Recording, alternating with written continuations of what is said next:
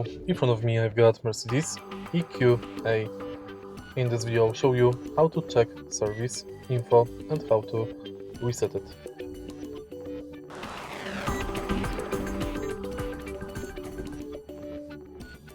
In the beginning, take a look at the screen display.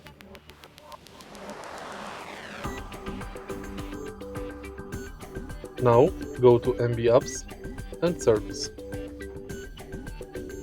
Here you can find Next Service Info, Maintenance Management, Mobile Roadside Assistant and Telediagnosis.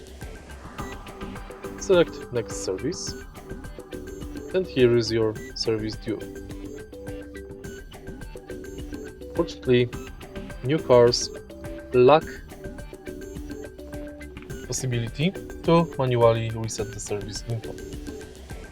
This car can reset service info only in the authorized service.